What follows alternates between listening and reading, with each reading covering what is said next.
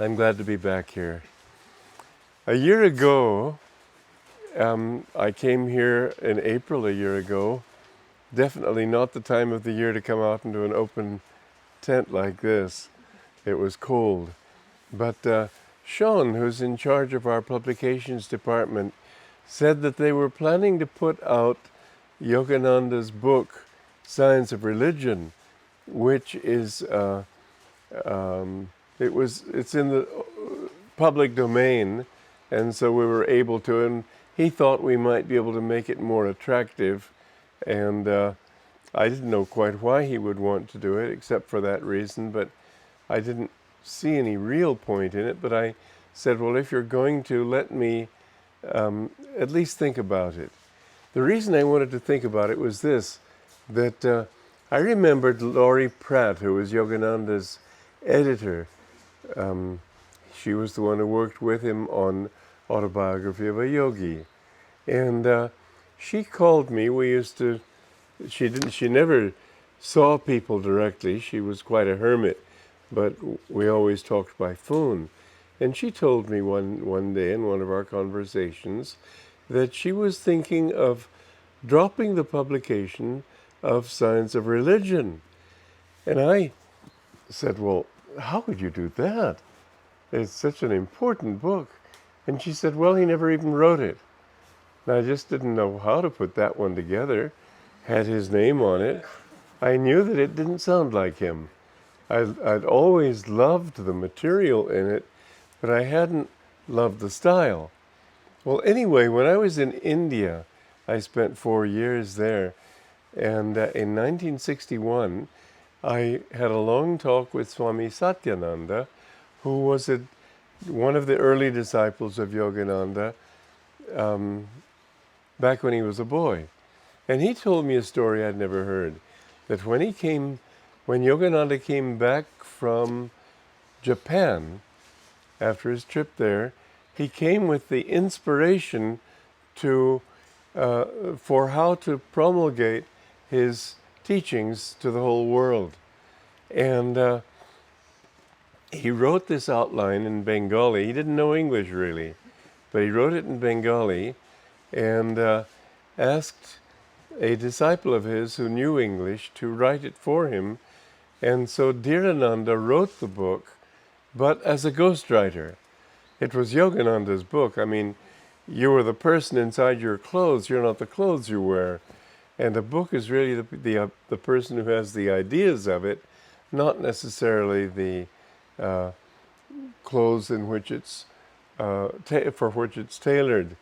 The writing was very pedantic and very too scholarly, and not at all like Yogananda. But he took Yogananda's ideas and put them into at least a form of English, which Yogananda at that time didn't know. Over the years he became fluent in English, but then before his coming to America, he felt quite awkward about writing in English. So thinking about this thing a year ago, I thought, well, indeed, Yogananda didn't write it. Dhirananda was the ghostwriter. I've always loved the book, but I hadn't liked the way it was presented. Maybe I could do what I've done. After all, I wrote many stories about him in my book, The Path. I edited his book, the Rubaiyat of Omar Khayyam Explained. I put out a book of Essence of Self-Realization, which is of Yogananda's sayings, and my whole life has been dedicated not only to teaching Yogananda's teachings, but specifically to expounding on the concepts in this book. It's sort of the spine, you might say, of his teachings. So I thought, well, let me try to just put it in better English. It wasn't only that it was too scholarly and so on, it was also old-fashioned. English use has just changed over 80 years, and there are many things that we don't use now that were more common then. I remember when I went to Italy in the beginning and I was talking to them and they said, but the Italian you're using is old Italian. I said, what do you mean? 1920s. To them, that was old Italian. Language does change, surprisingly, and many usages in English have. So anyway, I started in and said to Sean, "Don't put this book out yet. Let me work on it." And as I got into it, I thought all I'd have to do is sort of, clean up the act a little bit, make the English more fluid, and so on. As I got into it, I realized that there were serious mistakes, that philosophical mistakes, rational mistakes, examples that didn't follow properly. And for example, and this is a very big example, he said that everybody wants to escape pain and find happiness. Well, those are not two opposites. If you sit down and really think about it, you can be very happy and still have pain. It isn't a question of trying to escape pain to find happiness. The opposite of pain is pleasure. The opposite of happiness is sorrow. He didn't get those two opposites, which is very important in a book of philosophy. He didn't use illustrations that fitted the case. They were limp illustrations. They didn't really say it. And worst of all, he didn't make a bridge, because what Master was trying to say was that people want bliss, but think they want happiness. Everybody is really looking for God. And he didn't make that bridge from happiness to bliss. So I thought, I've got to redo this some. And in the process, I came to realize I had to pretty well dump everything dear Ananda had done and get down to the essence of what I knew from many years of teaching Master's teachings, being with him, talking with him. I knew what his teachings are. And I just had to redo it altogether. So I've spent this entire year, in fact, 1 week ago, last Monday, not yesterday, a week before, I finished the book, finally. This is it was called The Science of Religion, but there was that was another problem with the book. See, it was, in a sense, Master wrote it in Bengali, his outline. And the Bengali word for pain is dukkha. Dukkha translates as either pain or sorrow or suffering, all three. Dear Ananda had chosen pain, but that didn't do it. And another thing that Master wanted this book to do was to introduce his being in America. And it was an introduction to his teaching, but it didn't give the teaching. And there were too many references to, it was called The Science of Religion, which at that time was a very good topic. Nowadays, less interesting. It's certainly still interesting, but it lacks a certain immediacy. It's not as dynamic as it could be. But the main problem with Science of Religion was that it didn't, see, if you're going to talk about things that are far out, you might say, like the chakras and so on, you either have to tie it to people's experience of life, something that everybody can say, oh yeah, they can recognize it, or you have to just say, well, this is what I've experienced, and they sort of nod their heads and, well, okay, he says so, but it doesn't mean anything to them.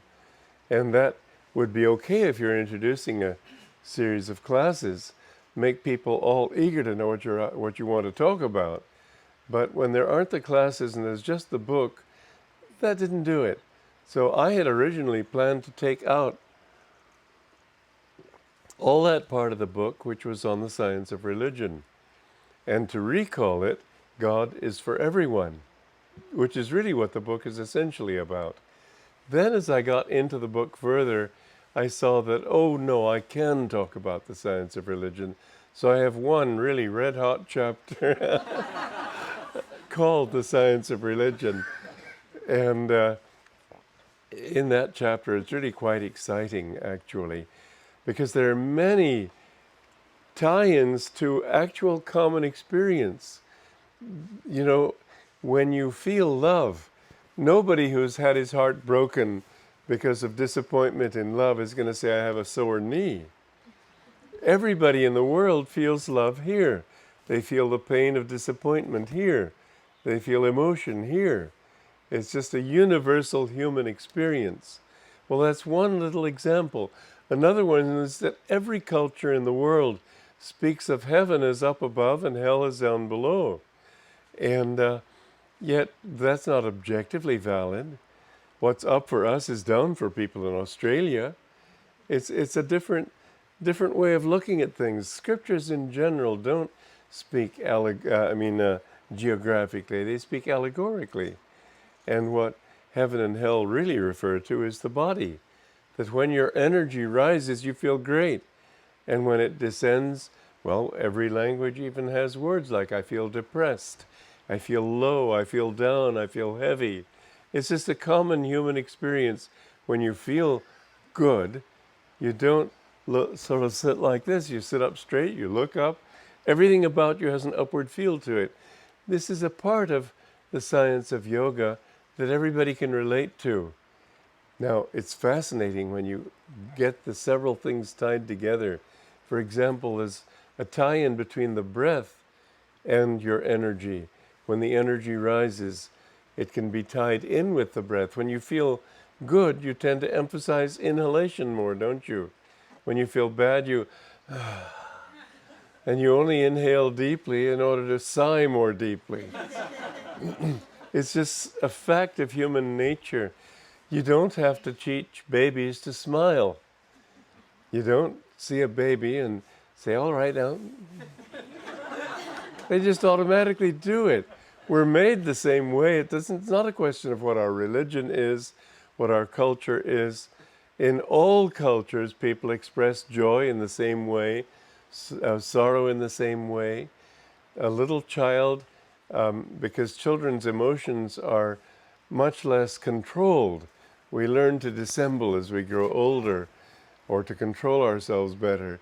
But if you look at a child who's throwing a tantrum, isn't it so? All his energy is downward. And when he feels good, oh boy, and he's skipping, and you can see he'd love to be able to take off. These are universal facts. And the fascinating thing is that you can tie the breath in with the movements of energy. And another fascinating thing is that other religions have actually found these truths too. It's not just an Indian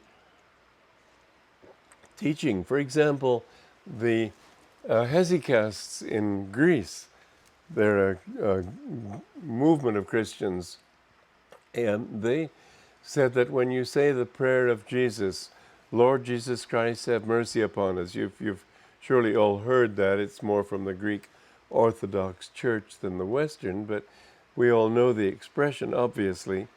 They, in the hesychast movement, there were writings there that said, when you say, Lord Jesus Christ, feel a current going up the spine. When you say, have mercy upon us, feel a current going down the spine. And in fact, there is even, and I haven't been able to verify this myself, but a pundit in India told me this, that in Russia, there was an ancient tradition that when you say, Lord Jesus Christ, there's a cool current coming up the spine. And when you say, have mercy upon us, a warm current going down, which is the teaching of Kriya Yoga. These are all tie-ins to show you that there is, I can't talk about cool and warm, I can't so much talk about the spine to people and expect them necessarily to nod their heads. But I can say that when you feel good, you feel energy and consciousness rising. When you feel badly, you feel it descending. And it's been fascinating to me to find that in this chapter on the science of religion, I've been able to tie it even in with Kriya Yoga and with the ancient teachings of yoga. But this is only one chapter. Basically, the book goes into these other things, and because my subject is that tonight, I'm not going to go into it at length. But this is the new book. It won't be out yet, so you're going to say, well, what's this one here in my hand? This is the galley proof, as they call it. No index, no chapter numbers, page numbers for the chapters and so on. It's what we had for the Booksellers Association in Los Angeles, and we gave out hundreds of copies. It was a red hot item there. But this is, it will be out in a couple of months. The editor, the chief of our editorial work, our publishing house there, Sean, told me that 2 months after it's finished, we should be able to have it. So before, maybe before September, you'll get it. I hope so. Anyway, I really feel very happy about this. It's not even my book. It's as taught to and understood by his disciple, J. Donald Walters, Swami Kriyananda. But the author is Paramhansa Yogananda. Italians, when they see this, say, but that's just the Ponte Vecchio. Americans might say, oh, that's just the Golden Gate Bridge. Or I don't know what you'd say here on the East Coast. George Washington Bridge or something. But anyway, to us it looks exotic, and I think it's a great cover. Then this is a picture I took also of people on the Ponte Vecchio. You can't see them very well. They're sort of little shadowy outlines, but they're people crossing the Ponte Vecchio. They all looked so Italian that we decided using Photoshop we'd have to put Ram's picture in there too. Because Ram is a black, so we have a little variety there. But these two books, the one I finished last year, Hope for a Better World, which really only came out in the final version in March of this year. You may all have seen the other, but I've rewritten quite extensively 6 out of 10 chapters. That's the curse of having an author around. But anyway, once I'm dead and gone, we won't be able to change it. Actually, though, I think now it is done. I did that one under duress, that is to say, deadlines. I had to finish by a certain date, and it was only when I'd finally gotten it out for the Booksellers Association last year that I could relax and look at it carefully and say, here's a good chance to improve on it. But it's not that I don't like what I had. If you have the old version, all I've done is make it more readable, more enjoyable, better illustrations, and so on. When I write, I really, I wouldn't want to wish my way of writing on other people. It's too onerous. I probably go over a thing about 50 times before I'm satisfied. I'll read it. I used to read it out loud. Now I read it out loud mentally. That is to say, I don't go for speed reading. I think that writing should have rhythm. Writing should have something. You should be able to speak it. And I've been very happy that many people have told me in reading my books that they feel that I'm talking to them. Because that's actually how I do write. I visualize my reader as one person, neither male nor female, just a person sitting across the desk in front of me. And it's a different person for each book. But the person whom I would like to really interest in this book. And I feel that I'm talking to him. And if I see an eyebrow go up, then I think, I better redo that. And beyond that, I give it to people like Alan and Kirtani and Leela and others to read. Because if they say, well, I don't quite understand what you mean here, then I rework it. It's it's important to me to reach the reader, to help it's important to me that the reader say, yes, I get it. Because most writers, especially on metaphysical subjects, like to mystify. I don't. I like to clarify.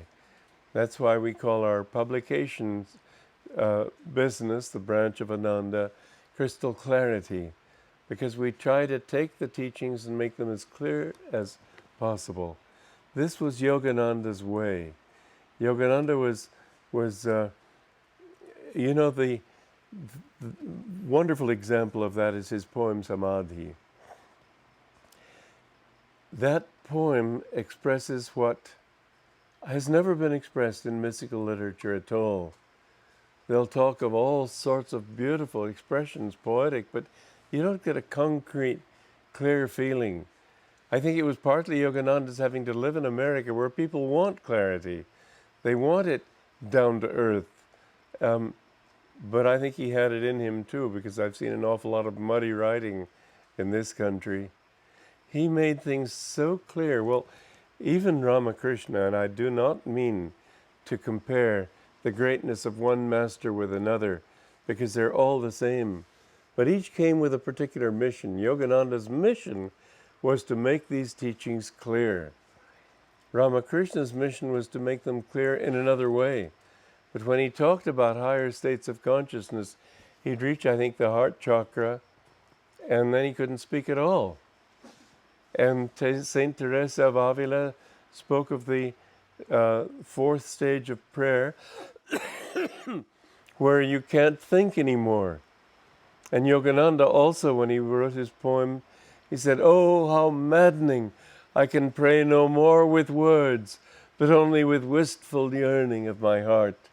That's natural. You don't think in terms of words. And Ramakrishna's inability to express it was in itself eloquent. But Yogananda did something different in this poem, Samadhi. He took it all the way into that state and brought it out into words. The most incredible feat, mystically, that I know of. And he said to us when he was talking about this poem once, "Do you know where I wrote it?" Naturally, we said, where? He said, "On the subway of New York City." Can you imagine a more mundane setting to write such a mystical poem? I mean, you know that subway, you've surely all been on it, and people get on, and when the time comes for their train stop, when their subway stops and it's time for them to get off, then suddenly they come to life again. Meanwhile, they're on hold. But he said he went backwards and forwards on the line again and again. He said, "Nobody asked me for my ticket or fare." In fact, he added, sort of as a wry aside, "In fact, nobody saw me." But that poem is a marvelous example of how he could bring these subtle teachings down to a level. See, Ramakrishna, his role was to show that all religions point in the same direction. And he brought it on the more the mundane level of experience. Yogananda was teaching yoga. That was his mission. And to teach these things and bring them down to a level where you and I could understand them, that too was a great feat. These two lines of gurus in our age have been a tremendous advantage, tremendous revelation to mankind. I remember it was Ramakrishna really who brought me to Master. Back when I went to Brown University, and I can't point with pride, rather I should say they can't point with pride, because I left with about 6 months to go to graduation. I just couldn't hack it anymore. It was just too dry. It wasn't truth. It was just ideas and different people's ideas about ideas. You couldn't say, if you were a scholar, the sky is blue. You would have to say the sky is blue as Professor Hapgood said. And then you'd have to cite the page and the volume. Well, for God's sakes, you go out and you look at it and it's blue, isn't it? You don't need an authority to prove your point. But everything that they taught you to think was that I've read this who said so, and if you could read somebody who cited somebody else, all the better. This kind of thinking I just couldn't stand. And so I took a leave of absence, never went back. And I went down to Charleston, South Carolina. My dream at that time was to be a playwright and a poet. And I lived at the I worked at the Dock Street Theater down in Charleston, and was there for about a year. And I realized that that theater world was not for me. It was a phony world. Everybody acting. And I realized that I don't want to act. I know that this is the norm. All of us are acting roles in a way, but I want to get underneath that act. I want to get behind the pretense. And I had been looking for God and equating God with truth. But I realized that it had to be an experience. And at that time, I read a book called The Short World Bible. Actually, we came up, my parents had lived in Scarsdale, and my dad was posted to Egypt. He was in charge of the exploration for oil there, for Esso. And so we rented out our house in Scarsdale, and we were living for a while in White Plains. And in that house, my mother had a book called The Short World Bible. And I read that book, and I was just thrilled. I had tried to read the Bible itself, but it was just a bit much for me, I'm afraid. I bogged down, let's say, in the begats. I guess I began at the wrong end. I just didn't know what was going on. And although I'd had a Christian education, I never really was very interested. Excuse me. My level of devotion in those days was a bit primitive. I'll never forget a Christmas Eve, going to church for the Mass. In the Episcopal Church, in the high church, they had Mass there. I don't know about the lower church. And it was a long line being Christmas Eve, and I was getting very thirsty. And when I finally reached the altar and could kneel down, in the Episcopal Church they bring the wine around along with the wafer, and I couldn't wait to get that wine. And when he put the cup to my lip, I sucked hard. And then he tried to take it away, and I'd been pushing on it. So he finally managed to drag it away, and there was this loud sucking sound. You might say such a person is not destined for the religious life, but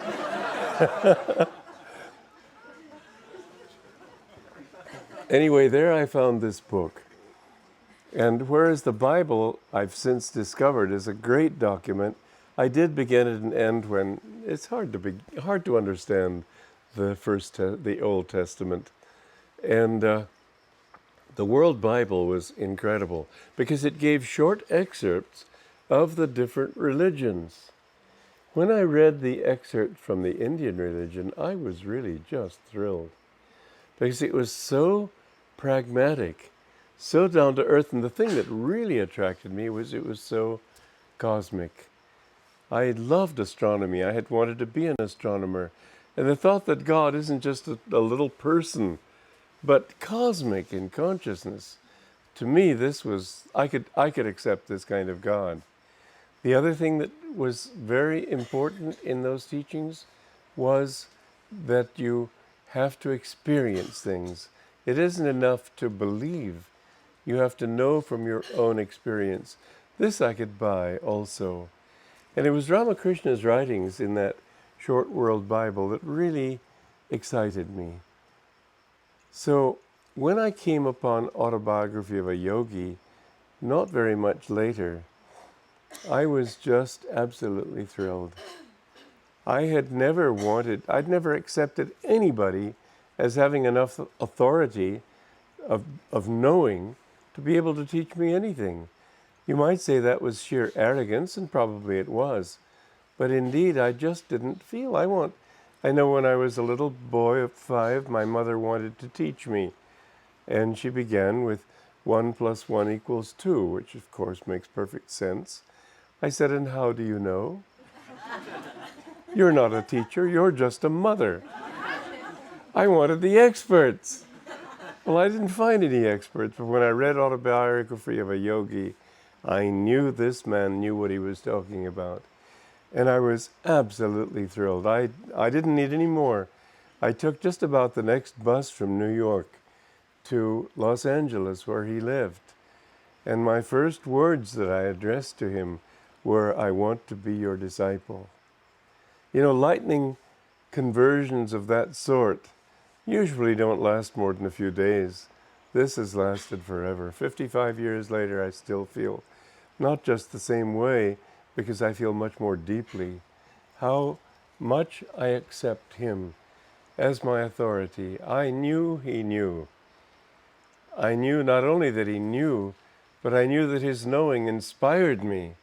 It wasn't the dry knowing of an Einstein. It was the thrilling knowing of somebody who has experienced truth and known it to be full of love and joy. And that inspiration which I had felt the truth ought to have. Because truth shouldn't only leave you saying, yeah, well, I guess that's so. It should inspire you. And his teachings inspired me. His book inspired me. And more than that, he inspired me.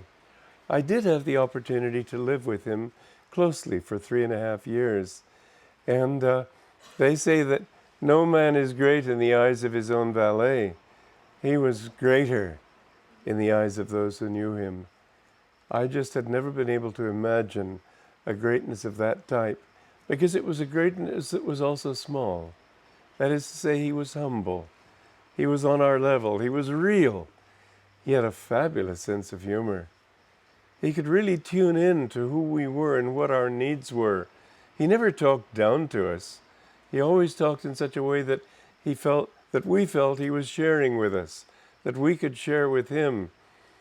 I know that he had me teaching when I'd been with him less than a year. I was with him 8 months. I was still 22 years old.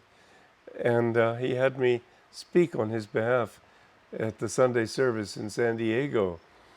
And from then on, he had me teach in the churches. And I was 22, and most of the people then were at least 40, pushing 60. And so to make me look a little older, he told me to grow a beard. Well, in those days, men didn't wear beards. A lot of men now have beards. But in those days, it was very unusual. And there was a Masonic club. They were having an installation of officers, and they wanted to do a tableau of the scene at Gethsemane. And they decided that I looked like Christ because I had a beard. To other people, they would call out, Fidel Castro, but anyway, I was... So I played the role of Christ at Gethsemane. Well, it was by no means a demanding role. All I did was like this. Anyway, but people afterwards said that, well, he really looked like Jesus Christ. I thought, well, that's nice. Master told me this, and I said to him, yeah, well, I'd like to be like him. It's not enough to... And his answer was, that will come. You see, he saw in all of us our potential. He didn't do what I would do. I would have done in that time. I wouldn't do now with his example. But I expected him to say, oh, well, you know. He didn't joke. To him, it was a deadly serious issue. He came to this world as Jesus came. Jesus didn't come to tell us how great he was. He came to show us how great we are potentially. And Master never took that part of our reality lightly. To him, we were all potential Christs. He had come to bring us to that state, and he never put us down. That was one of the wonderful things about him, that he had such beautiful respect for everybody. I'll never forget one time there was a function, and there were a lot of Indians present, and I was invited by Yogananda to be there, and I was sitting with Yogananda at this function. Well, afterwards, there was a Bengali who was drunk, and he was very familiar with Master. Well, you know, we were not familiar with him. He was somebody who, even though he, in a sense, came to our level, we always held him in awe. And this man, who was drunk, didn't hold him in awe at all, and he was sort of putting his arm around him in a very familiar way. And another disciple of Yogananda's, a Bengali, said something deprecating, sort of laughingly in an undertone, to Master about this man's inebriation. And Master looked at him quite sternly. He said, "Don't." To him, this was a son of God. He was not a drunk. He was a child of God. There was another beautiful story. I think it was in a hotel in Minneapolis, but I'm not sure. It was somewhere anyway. Could have been Detroit, Chicago, whatever. But Master came into the lobby, and for some reason this drunk recognized him in some way, because he came up to him and said, "Hello there, Jesus Christ." And he was completely drunk and put his arms around him like this. And Yogananda, again, with a very dignified respect, he didn't laugh at people for their stupidity or their ignorance or their drunkenness. And Yogananda wanted him to get a touch of what real joy is, not just drinking, but a real joy. So he just gave him a touch of ecstasy. And this man sort of reared back and said, "Hey, what are you drinking?"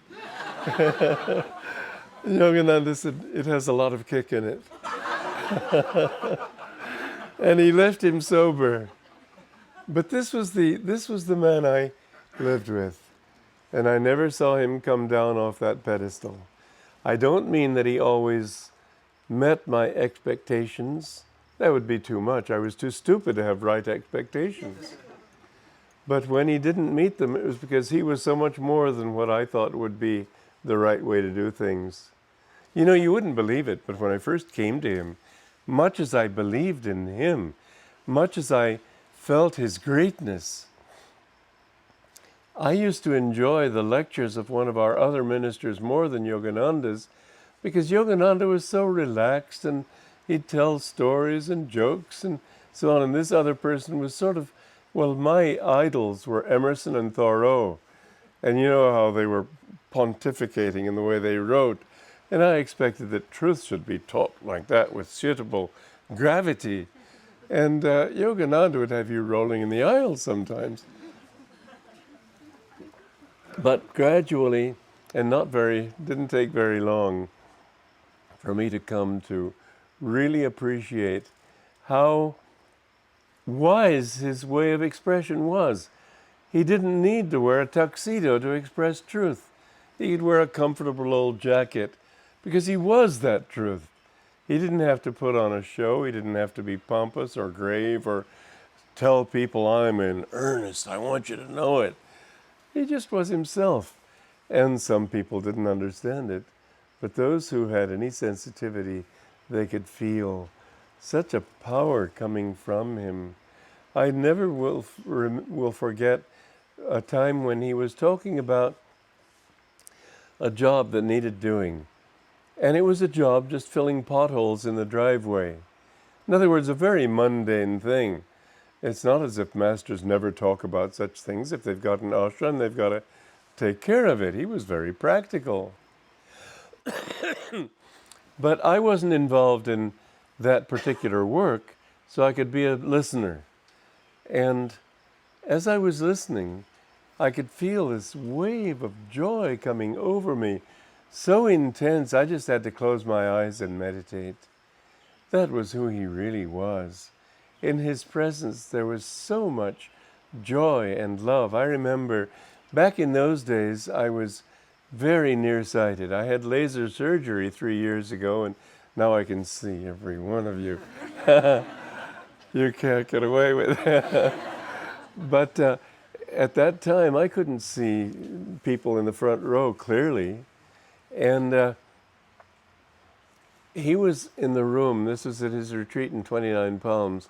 And I was just leaving the room, and I was at the other end of the room which was a fairly large room.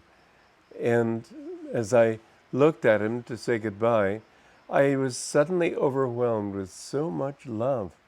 It wasn't the expression in his eyes. I couldn't see the eyes. But there was something that was a real power. He had that power. There was one time when he gave a lecture, I think it was in New York, and it was during the Depression. And he talked about how wrong it was for rich people to be taking advantage of poor people who were suffering. And people afterwards told him, "You'd better not go home alone tonight." And he said, "God is with me, I'm not afraid." Well, he reached a dark alley before he reached Penn Station, I think he was going to, and suddenly felt a gun in his ribs behind, and this man said, "Why did you talk that way about those people?" And Master turned around. He said, "They're no less or no more God's children than the poor people. And God is not pleased when his rich children take advantage of his poor children." And this is not the way you normally talk to a man who's been sent to really gun you down. But this guy, the Master looked at him and he said, "Why do you live the way you do? You're not happy. I demand that Satan come out of you." And all of a sudden this guy began trembling all over. And he said, I can't go back to that way of life anymore. I was supposed to kill you." He said, "I can't do it." And he ran away. Now that kind of love you read about, but you don't often meet it. I did meet it. I lived with it.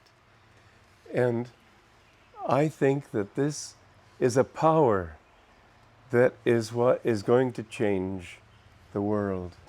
Not one man, no.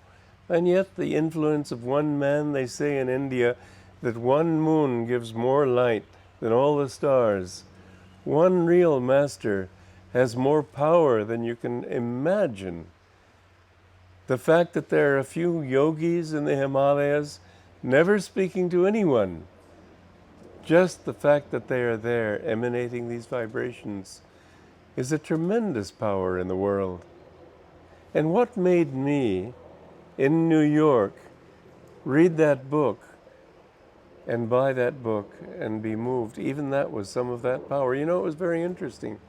The day I put my mother on the ship to go to join my dad in Cairo, Egypt, I came uptown New York and I went to what was then called Doubleday Duran on Fifth Avenue, a bookstore. And I came upon a book of shelves of Indian teachings, and this Short World Bible had made me keen to know more about the Indian teachings. And I saw several and thought, this is great. And then after I'd gone through all of them, I looked again, and the first thing I saw, I'd missed the first time. Maybe I was supposed to miss it because I could put my energy on it more clearly then. It was Autobiography of a Yogi. And that picture on the cover was so magnetic. It drew me. But I opened it up and it said, "Dedicated to Luther Burbank, an American saint." I said, "Oh, how can there be an American saint? That's ridiculous." I was all set to leave this country and shake the dust of materialistic America off my shoes and go to some jungle in South America where I could be a hermit. And I thought maybe if I lived a hermit's life someday, I might find peace of mind, which to me was a great boon in itself. So I didn't buy that book then, believe it or not. I bought the Bhagavad Gita and I went out I was living in I had a room in a home in Scarsdale because my parents were abroad. And I read the Gita in a couple of days, and I was trying to get on a ship because I figured that if I am on a ship, then I can save money. I'll never get a chance to spend it, and I'll be able to get enough money to go to South America and live several years on almost nothing. This was my planning. Thank God it never panned out. Because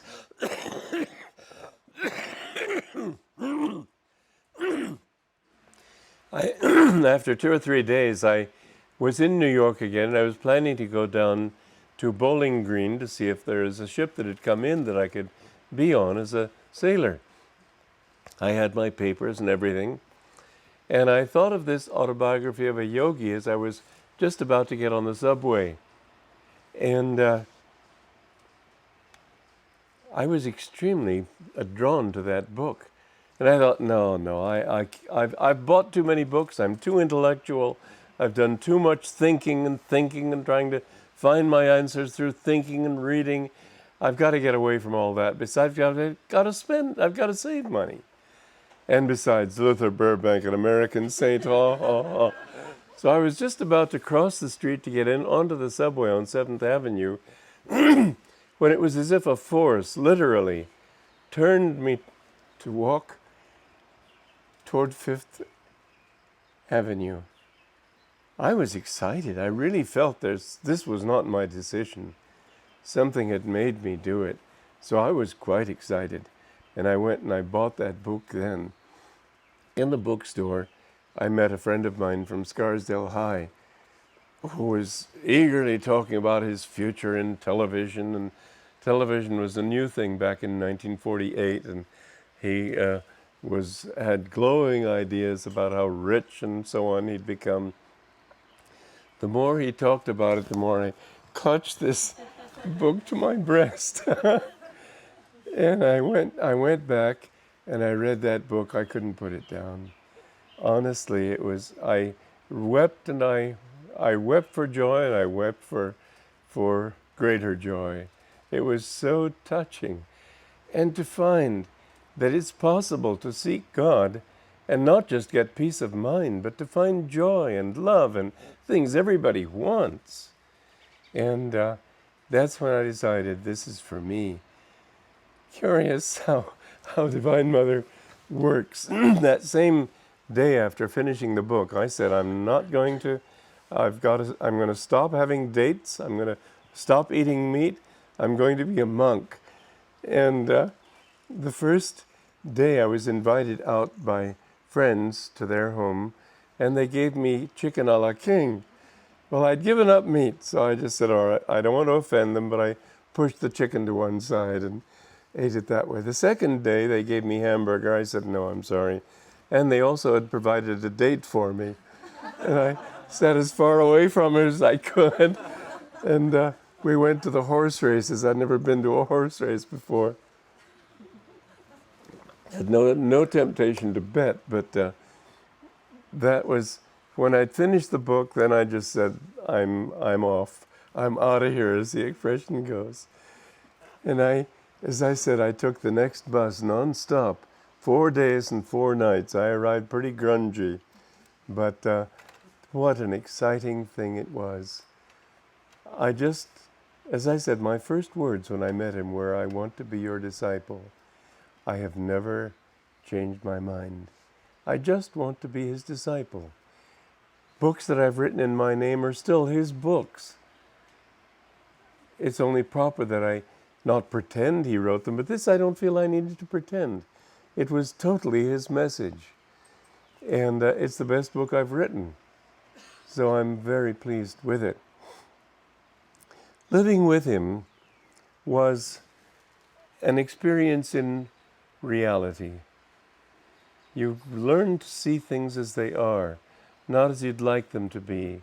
He didn't give you beautiful, airy pictures like this story of a man who wanted to go to the Himalayas and find a saint, and he finally, after climbing high crags and crossing snowy glaciers and all sorts of troubles, came to a cave and found this man there.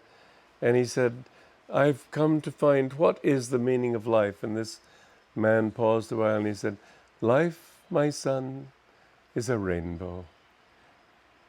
And the man said, "I mean, I've come all this way and I've braved all these glaciers and crags and high mountains and everything just to find out that life is nothing but a stupid rainbow?"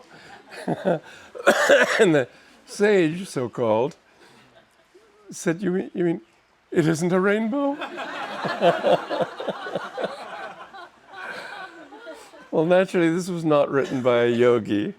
It was written by a goofy concept of what those yogis are all about. I can tell you they aren't like that at all. He didn't give you vague expressions, he gave you truth. But he made it so real. His sense of humor was so real. His understanding of your nature was so real. And, one of the things that I really had a problem with, not a problem because I accepted him completely, but if you've read Autobiography of a Yogi, you remember that on page 8, Lahiri Mahasaya is materializing in a wheat field. I mean, I was an American. This was not something you do. Babaji lived for centuries. I believed him so implicitly. I knew that he was completely truthful. I knew that he was completely wise. I knew that he was not only being self-deluded, but I couldn't handle those ideas. I couldn't handle all those miracles. There was an awful lot in that book I couldn't handle. I had to put it on a shelf. I said, well, but I know he knows what he's talking about. Maybe someday I'll know. After all, a little grade school first grader, you talk to him about trigonometry, calculus, he won't know what you're talking about. But that doesn't mean he thinks you're goofy. He just says, I don't have the material to decide. When he becomes big enough, trained enough, then he can understand. Then he can decide if it's right or wrong. Well, he was at that level. I couldn't say it's wrong. I couldn't say, yes, I accept it. I had to say, well, he's experienced it, I haven't. So I had to leave it there. Bit by bit, as I lived with him, I found all kinds of things happening. And I began to realize that a master has access to a level of knowledge that I didn't have. A simple little experience was one time when Norman and I were plastering a garage. Well, I wasn't any good at anything, but I could mix the mud, as they called it, the plaster. So that was my job. He was putting it on the building. And it must have been old plaster because it kept setting up and I kept having to pour water on it to keep it soft. And even so, it was very hard to get it on the building before it would harden up again. And after this had gone on all morning, Master drove up and stopped the car and called to us. Well, I had just then poured a new batch of this and we'd just begun working with it when he called. So naturally we were eager to be with him, and we went down and he talked to us for about half an hour. Wonderful. But in the back of my mind there was this thought, I'm going to have to take a sledgehammer to that plaster. You know, when I got back, the plaster was soft and it remained soft for the rest of the day. That kind of thing, he never talked about it. He never said, lo, I will, nothing like that. But in his presence, things happened. And it was amazing how they happened. One time, Bhaktananda told this story about how they had a processing plant in the community, the colony down in Encinitas, where they made carrot juice, very good carrot juice. But they didn't have very much carrot juice, and Master suddenly had a large number of guests in the retreats, in the hermitage there. And Master told Bhaktananda, Michael at that time he was called, to go and get carrot juice for everybody. Well, he thought, well, there's this much of a pitcher, they'll just maybe get to wet their lips. And Master told him, no, pour. And he thought, well, one person might get some, but nobody else will get it. But he found that it kept pouring. And as long as he kept pouring, the thing kept being full. And he could serve everybody there. Well, that's the sort of thing, again, that takes control over matter. But Yogananda did this. You've heard of the miracle of the loaves and the fishes. Same idea. But masters do these things. You and I may not have experienced these things on the New York subway. But we know that I know at least that it has happened. Well, I had experiences with him many times. I remember having spoken of miracles like this, and there were many others. But I was invited by the B'nai B'rith society in Beverly Hills to attend their bar mitzvah, not because I'm Jewish, but they asked me to do the yoga postures as sort of a curiosity. So I went and demonstrated the yoga postures there. Afterwards, there was a psychiatrist. Well, you know, Jewish psychiatrists from Beverly Hills, there may be some religious people among them. I don't think there are very many. They tend to be atheists, skeptics, materialists. And he was sort of poo-pooing the whole idea of yoga and religion and all this here nonsense. And I tried to convince him. I was young. I was 23, I think. Maybe as old as 24. And I told him some of these stories. And I could see in his mind he was thinking, well, I may have an opening on Wednesday morning. Obviously, I needed counseling. He wasn't convinced for anything. And I felt a little dirty for having even talked about these things with him. Well, anyway, when I was with Master, because he often had me serve his guests and then do yoga postures for them, and after the guests had left, then we would sit together, the two of us, and he would give me advice or teaching or whatever. And he said to me this day, you know, when you're with materialists and skeptics, don't talk about miracles. And I had just come from this thing in Beverly Hills. I said, oh, you knew? And he said, I know every thought you think. Now, that's quite a statement. I mean, I can imagine somebody at Duke University performing these experiences in psychic power and so on. But somebody in front of a screen, let's say, and he's got an image of, let's say, a ship with a mast. And somebody on the other side is looking at it, and you're concentrating on this ship, and he's concentrating on something or other. And finally he says, I see a tree. And the guy controlling the experiment says, well, that's pretty successful. Mast, tree, okay. It wasn't like that at all. Master just knew. Well, I know every thought you think. Well, I can't imagine him upstairs sitting there like that. It wasn't like that at all. He just knew. How did he know? I mean, I'm only one disciple, for God's sake. A junior one. He had hundreds and hundreds of disciples. He must have done the same thing with them, and they'd tell stories of how he did do it with them. How could he know? One time he said to some woman, you have a sour taste in your mouth, don't you? She said, how'd you know? He said, because I'm as much in your body as I am in this body. You know, this is the thing, and this is what this book really explains at length. You've read about the importance of quashing the ego, killing the ego, getting rid of the ego, suppressing the ego. And you think, well, for God's sakes, what else have I got? And indeed, what have you got except your ego? There's nothing wrong with ego. It's your sense of self. You're not going to lose that sense of self ever. In fact, that sense of self is throughout the entire universe. It's self everywhere. As Yogananda wrote in that poem, Samadhi, I, all flowing I everywhere. You don't lose yourself, but you do lose this delusion that yourself is limited to a little body. When you get rid of that shrinkage, that shrink-wrapped little form that thinks that it's just this one little body that has no concern for other bodies, when you can understand that what John Donne wrote is true, no man is an island.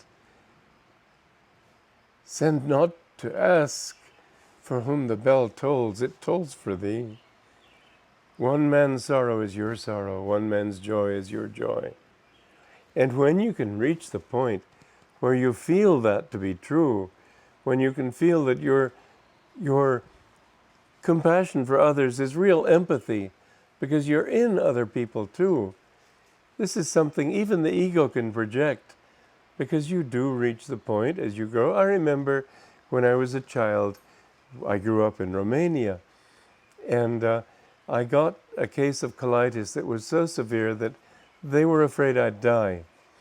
And I was in great pain, and I was in a hospital in Bucharest. And my mother was weeping.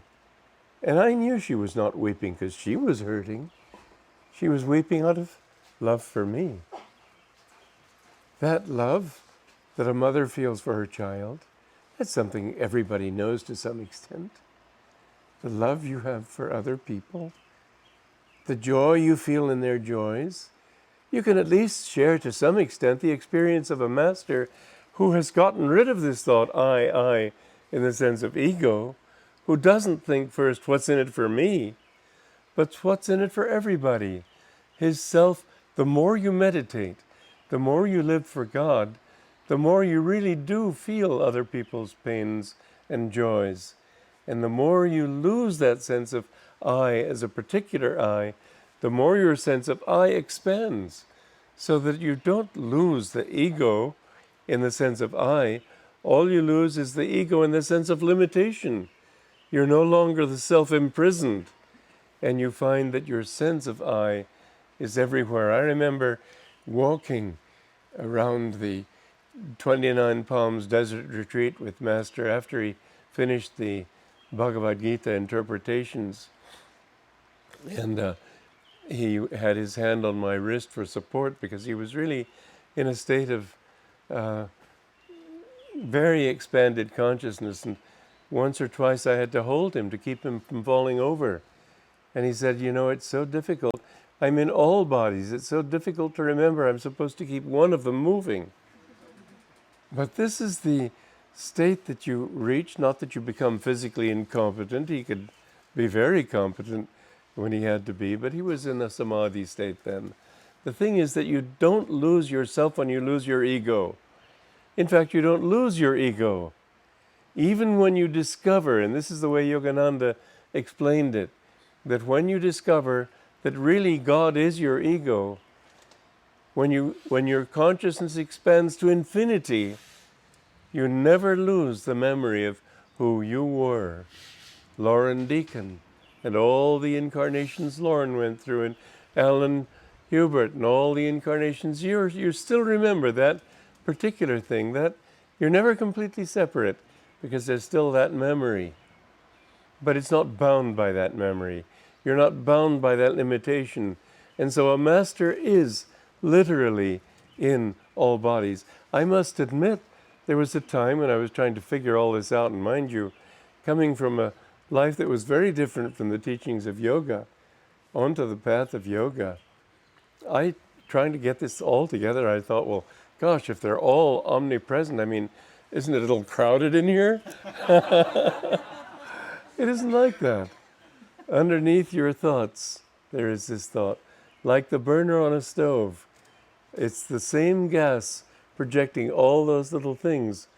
It isn't that your awareness of gas over here and your awareness of gas over here makes one jet crowded. But you become aware of that underlying consciousness that animates everything. Don't think you can hide from God. If you make a mistake, don't think, oh, I hope he didn't see that one. He saw it. He did it, for God's sakes. He did it through you, through your deluded self. But God is the one who does everything. He dreams this whole universe. The beauty of it is that once you reach that level of bliss, then you can touch people on that level. And that was what was so wonderful in the life of Yogananda, that he touched people on that level. He gave us the confidence that we really are bliss. He gave us the confidence that we are really more than we think we are. We're not something to be despised. We're not something small. We're not something limited. And, oh, you know, I was so grateful that he could see through me. I didn't want to be opaque, for God's sakes. I wanted to be crystal clear. I was so glad when he could see things that I needed correcting. Because that's what God does all the time. He knows who you are. Offer yourself up to him. Offer your mistakes. Master said, God wants you, He likes it when you make Him responsible for your mistakes, because He can do something about it. You can't. If you say to God, well, I guess we blew it that time, didn't we? Instead of, sorry, God, I guess I blew it. Then He can come into you. So if you say, well, we erred, didn't we? How can I get it right? You know, when I was 21 in Charleston, South Carolina, I used to smoke. And I smoked. I don't really think I smoked a pack a day because I gave away half the cigarettes I had. But I did smoke.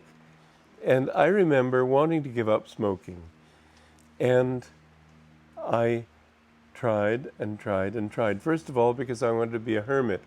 And I thought, well, whoever heard of hermits who smoke? And besides, if I don't have any money, how can I afford cigarettes? So I decided I'd give it up. Well, it wasn't so easy. I was just like Mark Twain. He said that smoking is the easiest habit in the world to give up. I've done it 1,000 times. Well, that's where I was. I would not smoke in the morning. Then in the evening with my coffee after dinner, that was pretty good, wasn't it? I go back to smoking. And it would be an on again and off again thing for weeks. Well, you know, every time I went back to smoking, now this is a very important principle and I want you to really think about it and meditate on it. I fortunately, either through good karma or what else, I came upon the right formula. I didn't say I've failed. I said I haven't yet succeeded. That's very important. Anything that you do, it can be far worse things than smoking, which really is nothing. But real mistakes, just tell yourself, I haven't yet succeeded. Don't hypnotize yourself with your faults, with your shortcomings, your failings. They aren't you. I said, I haven't yet succeeded. And I kept doing that because I went back to it a lot of times. But finally, because it was an affirmation of potential success, finally, after about 9-10 months, I remember I was living with 4 other guys on South Battery in Charleston. I said to one of them who happened to come into my room, I said, well, I've given up smoking. Ha, ha, ha, I've heard that one before. Just the opposite of the way Master would respond. Always pulling you down to your bad habits. So I've seen you do this before, I know, yeah. Laughed at it. Yogananda would never laugh at it. He's your friend. He wants you to grow. He never defines you in terms of your errors. But anyway, I'd really made up my mind. And I said, no, I've given it up. And I took that thought, and that's another important point, into the subconscious. That affirmation, I carried it down into the subconscious. So that as I went to sleep, I carried that strong thought with me. I woke up the next morning, not a single desire. That's been 6 years ago. And I still have never had a slight desire to smoke. I did dream once, 2 months later, that I smoked. And I dreamed that my father, who also had given up smoking, went back, and I felt so badly for him.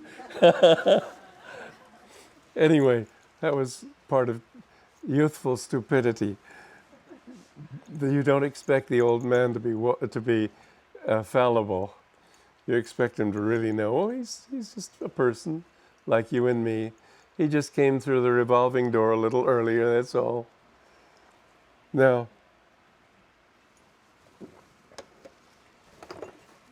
if you can remind yourself that you haven't yet succeeded, you aren't yet a saint, you haven't yet gone into samadhi, you haven't yet done it. If you keep this thought, even if you don't do it in this life, it will come.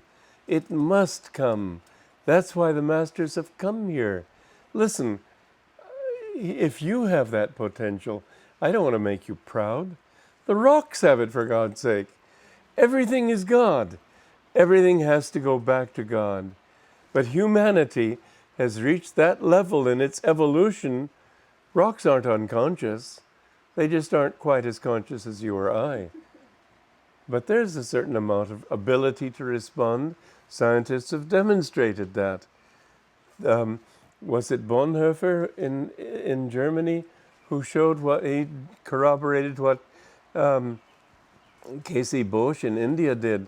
He showed that the plants have a response and metals have a response. Very similar in every respect to the response mechanism of nerve tissue.